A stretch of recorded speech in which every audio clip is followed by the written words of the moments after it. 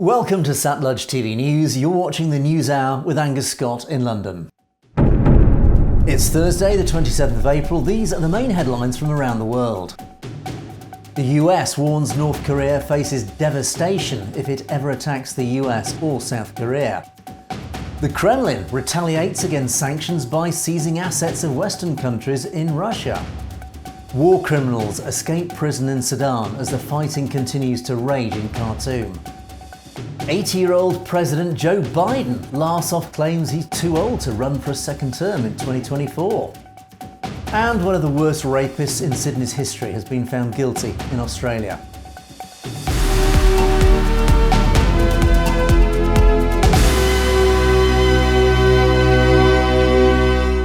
US President Joe Biden and his South Korean counterpart Yoon Suk-yeol warned North Korea it would face a nuclear response and the end of the leadership there if Pyongyang uses its own arsenal.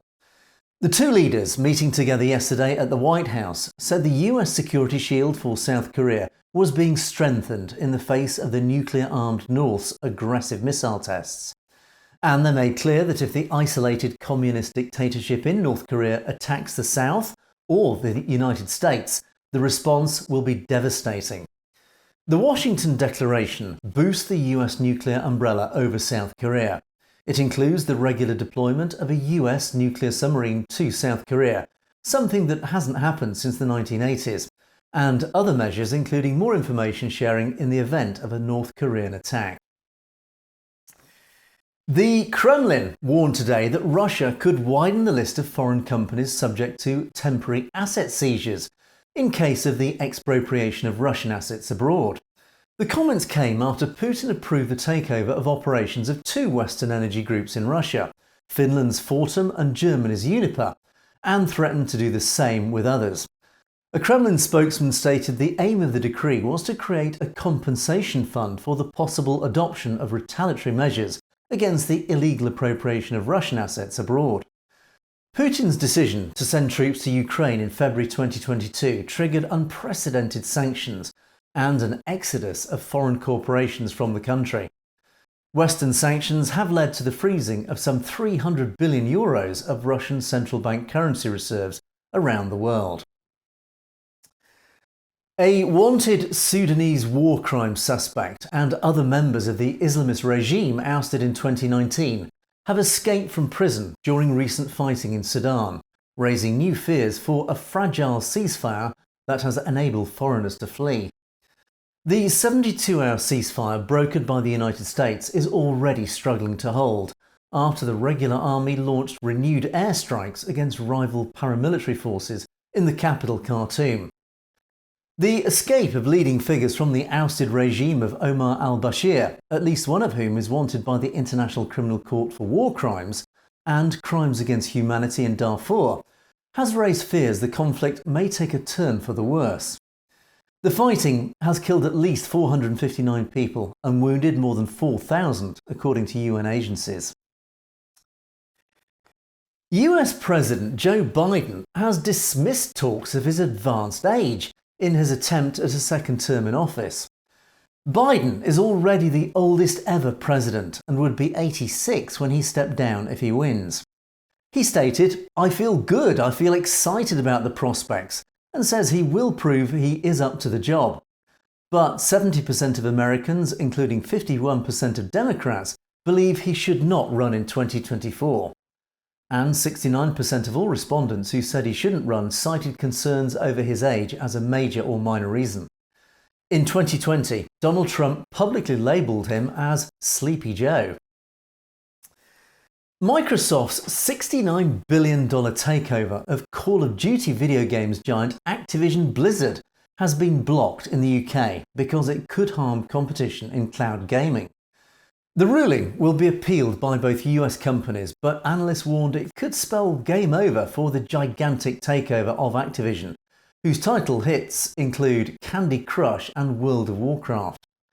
Xbox owner Microsoft launched its audacious bid for Activision in early 2022 to create the world's third biggest gaming firm by revenue, after China's Tencent and Japan's PlayStation maker Sony, triggering antitrust concerns. Both firms said they will appeal and expressed deep disappointment over Britain's decision regarding the gigantic takeover.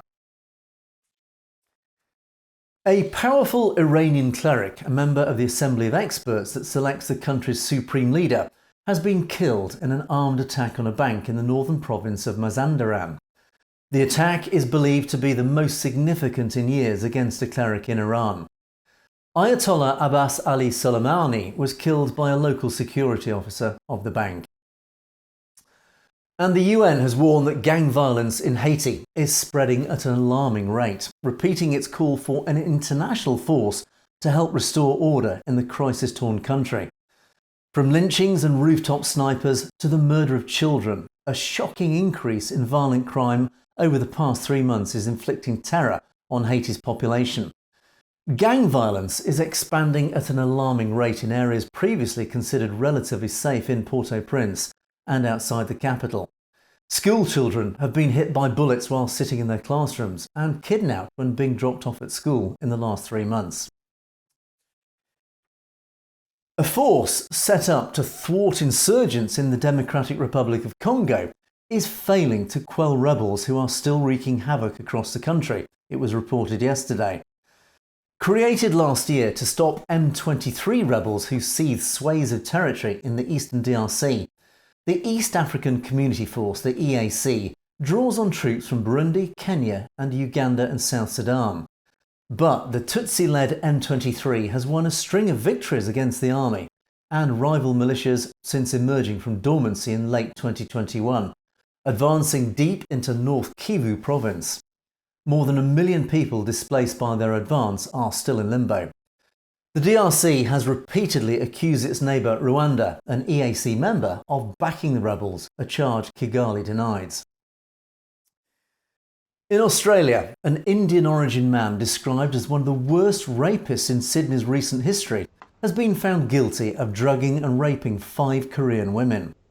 Balesh Dankar was a politically connected predator who had hoarded trophies of his callous assaults and recorded those assaults using a camera hidden in his bedside alarm clock and on his phone.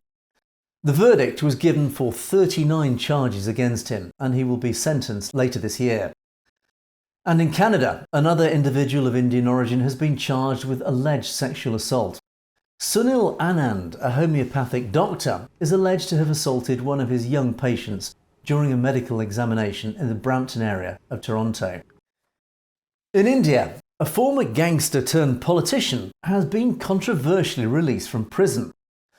Anand Mohan Singh, a former Bihar MP who has so far served 15 years of a life sentence, was convicted for his role in the 1994 murder of then Gopalganj collector G. Krishnaiah during the funeral procession of a local gangster. A local court had sentenced him to death in 2007, but this was commuted to life imprisonment after an appeal.